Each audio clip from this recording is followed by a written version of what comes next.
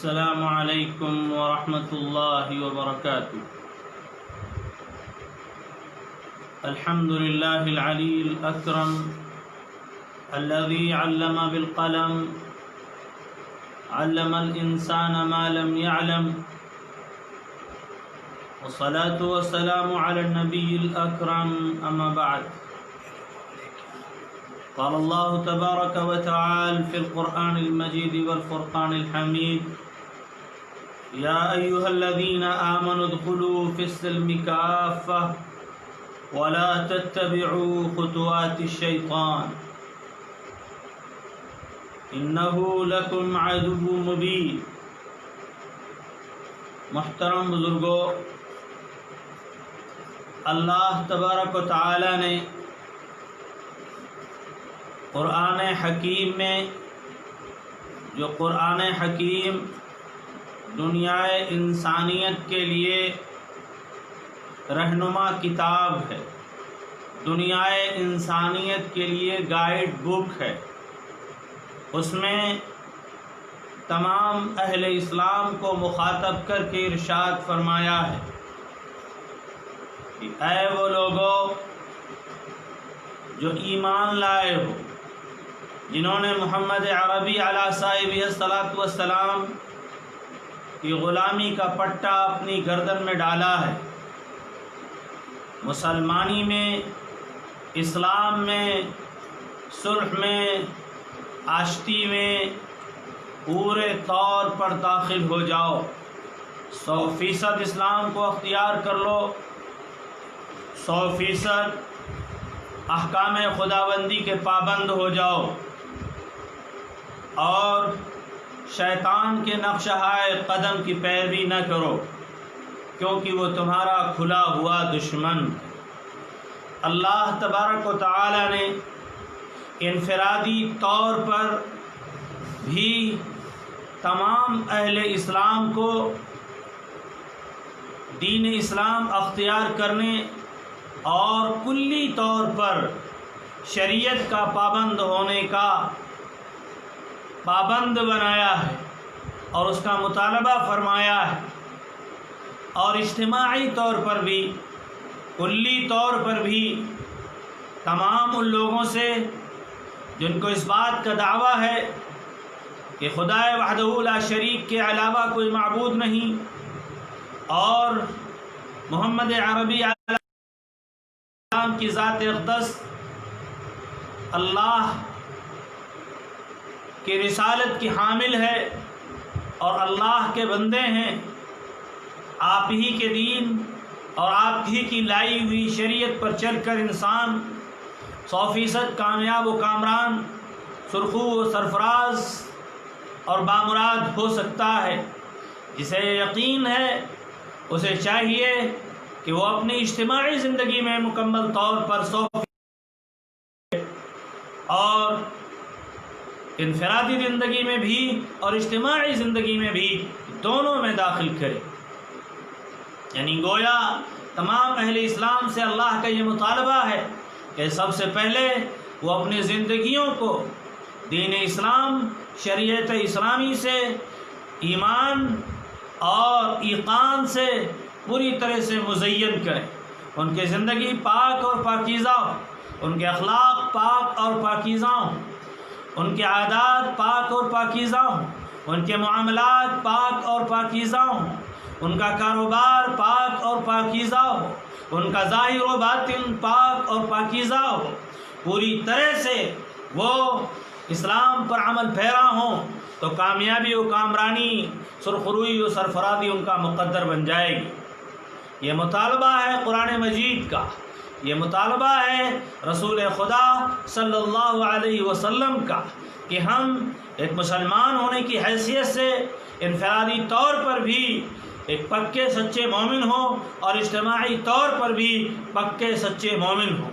اگر ہم نے یہ کر لیا تو اللہ سبحانہ و تعالیٰ کا وعدہ ہے، فرمایا فَلَا تَهِنُوا وَلَا تَحْزَنُوا وَأَنْتُمُ الْأَعْلَوْنَ إِن كُنتُم مُؤْمِنِينَ۔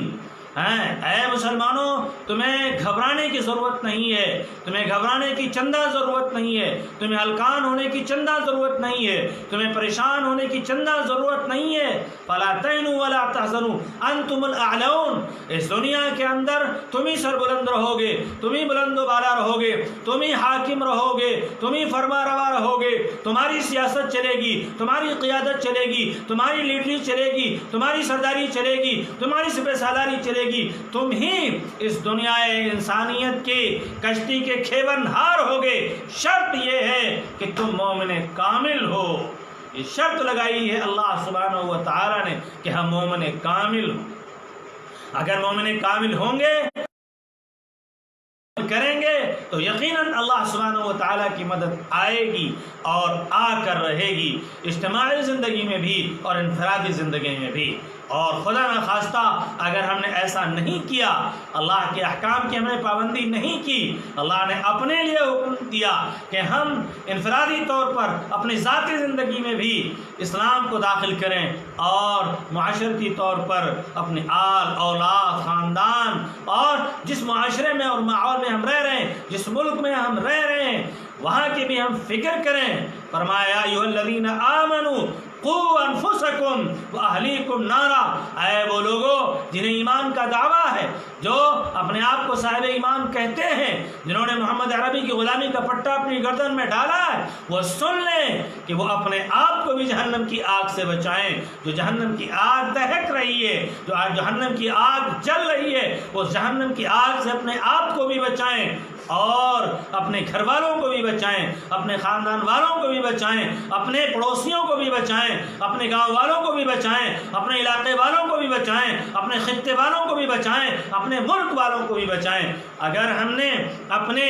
ذاتی زندگی کی بھی فکر کی اور اپنے معاشرے میں بسنے والے انسانوں کی زندگی کی بھی فکر کی تو ہم قرآن مجید کے اس مطالبے کو پورا کرنے والے ہوں گے۔ سربلندیاں ہمارے قدم چومیں گی، کامیابیاں ہمارے قدم بوسی کریں گی۔ اور اگر ہم نے ایسا نہیں کیا، بلکہ ہم اپنے فرض منصبی سے غافل رہے، ہم بھول گئے کہ اللہ نے ارشاد فرمایا ہے قرآن مجید کے اندر، یا ایھا الذین آمنوا، اے وہ لوگوں جو ایمان لائے ہو، کنتم خیر امت، اے مسلمانوں تم سب سے بہترین امت ہو، تم شاندار امت ہو، کنتم خیر امت، کیوں ہو؟ اس لیے کہ اخرجت للناس، تم لوگوں کی نفع رسانی کے لیے بھیجے گئے ہو، لوگوں کی نفع رسانی کے لیے پیدا کیے گئے ہو، لوگوں کی نفع رسانی کے لیے برپا کیے گئے ہو۔ اخرجت للناس تأمرون بالمعروف، تم بھلائیوں کا حکم دو، بھلائیوں کا حکم دیتے ہو، اس لیے تم خیر امت ہو، امت کے بہترین لوگ ہو، قوم کے بہترین لوگ ہو، تم بھلائیوں کا حکم کرتے ہو اور برائیوں سے روکتے ہو۔ گویا حکم یہ ہے کہ ہم انفرادی طور پر بھی اچھے ہوں، انفرادی طور پر 100% اسلام میں داخل ہوں، اور اجتماعی طور پر بھی دعوت کا کام کر کے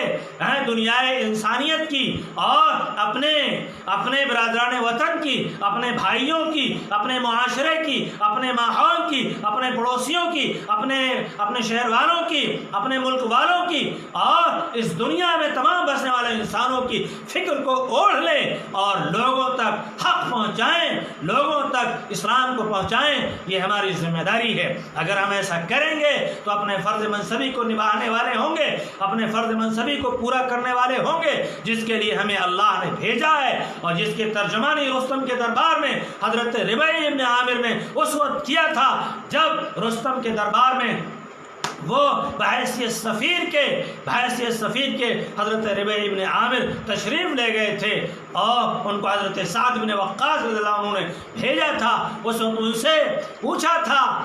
رستم نے، ما جاء بکم، کہ تمہارے آنے کا مقصد کیا ہے، تم یہاں آئے کیوں ہو، تم اس طرح سے پھرتے کیوں ہو، تم اس طرح سے لوگوں کے پاس جاتے کیوں ہو، یہ تمہارے جانے کا مقصد کیا ہے اور تمہارے یہاں آنے کا مقصد کیا ہے، ذرا اپنے مقصد کو واضح کرو۔ تو انہوں نے کہا، میں آیا نہیں ہوں بلکہ میں بھیجا گیا ہوں، میں خود سے نہیں آیا ہوا ہوں بلکہ میں اپنے فرض منصبی کو پورا کرنے کے لیے آیا ہوں۔ اللہ ابتعثنا، اللہ نے ہمیں برپا فرمایا ہے، لنخرج من شاء، کہ ہم اسے جسے اللہ چاہے بندوں کی بندگی سے، خدا وحدہ لا شریک کی بندگی کی طرف نکالے اور دنیا کے تنگ دامانیوں سے اس کی وسعتوں کی طرف لے جائیں۔ اور ادیان و ملل کے جور و ستم سے اسلام کے عدل و انصاف کے گھنیرے سائے تلے پناہ دیں، ہم اس کے لیے آئے ہیں۔ اور ہمارا مقصد یہ ہے، ہم نے اگر اس مقصد کو یاد رکھا اور ہم اگر اس مقصد کو یاد رکھیں گے تو دنیا میں سربلند رہیں گے، اس مقصد کو ہم یاد رکھیں گے اور اس عمل کو ہم کرتے رہیں گے تو دنیا میں سربلند رہیں گے۔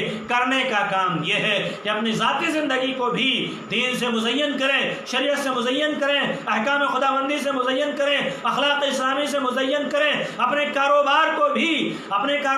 بھی احکام خداوندی کے مطابق بنائیں، حرام سے اجتناب کریں، سود سے اجتناب کریں، رشوت سے اجتناب کریں، ان تمام برائیوں سے اجتناب کریں۔ اور سود ایسی لعنت ہے کہ اللہ نے اسے ایسی حرمت، ایسا حرام فرمایا ہے، اور وہ ایسی لعنت ہے کہ انسان سے عمل خیر کی توفیق سلب ہو جاتی ہے۔ اور ظاہر بات ہے کہ ہر وہ لقمہ جو کسی انسان کے پیٹ میں جائے اس کے لیے اللہ کے رسول نے صاف ارشاد فرمایا ہے کہ النار احق بہا، کہ ہر وہ گوشت، ہر وہ پوشت، ہر وہ جسم جو حرام سے پنپے اور حرام سے بڑھے اور حرام سے ترقی کرے، فالنار اولا بہ، جہنم اس کی زیادہ حقدار ہے۔ تو محترم بزرگوں، ضرورت اس بات کی ہے کہ ہم اپنے انفرادی زندگی میں بھی دین لائیں اور اپنے ماحول اور سوسائٹی میں بھی دین لائیں، اور اس کے ساتھ ساتھ ہم جس ملک میں رہ رہے ہوں، جہاں کہیں بھی رہ رہے ہوں، وہاں ایک داعی کی حیثیت سے زندگی گزاریں، ایک اللہ کے ایسے سچے پکے بندے کی حیثیت سے زندگی گزاریں جس کو اپنی زندگی میں کامیاب ہونے کی بھی فکر ہو اور اللہ کے دوسرے بندوں کو بھی راہ راست پر لانے اور کامیاب کرنے کی بھی فکر مندی ہو۔ اگر ہم نے ایسا کیا اور ہم ایسا کریں گے تو کامیابی ہمارا مقدر بن جائیں گی، اور اگر ایسا نہیں کریں گے، ظاہر بات ہے ایسا نہیں کریں گے تو ہم اپنے فرض منصبی کو نبھانے والے نہیں ہوں گے۔ پھر ہم اگر فرض منصبی کو نبھانے والے نہیں ہوں گے تو پھر اللہ تبارک و تعالیٰ کی طرف سے ہماری کامیابی کی ضمانت نہیں ہے، ہماری ترقی کی ضمانت نہیں ہے، ہمارے علو کی ضمانت نہیں ہے، اور ہمارے سربلندی کی ضمانت نہیں ہے، ہمارے حکمرانی کی ضمانت نہیں ہے، اور اس روئے زمین پر اللہ کی وراثت پانے کی اللہ کی طرف سے ضمانت نہیں ہے۔ اللہ چاہتا ہے اپنے بندوں میں سے یورثھا من یشاء، جس کو چاہتا ہے وارث بنا دیتا ہے۔ اگر ہم وراثت کے حق کو کھو دیں گے تو پھر اللہ کی طرف سے ہم وراثت کے حقدار نہیں ہوں گے، دوسرے ایسے ظالم و جابر ہمارے اوپر مسلط کر دیے جائیں گے جو ہماری زندگیوں کو اجیرن کر لیں گے۔ اور ظاہر بات ہے آج جو ہم دنیا کے اندر دیکھ رہے ہیں اور دنیا میں جو ہم نظارہ کر رہے ہیں کہ ظہر الفساد فی البر والبحر بما کسبت ایدی الناس، اس خشکی اور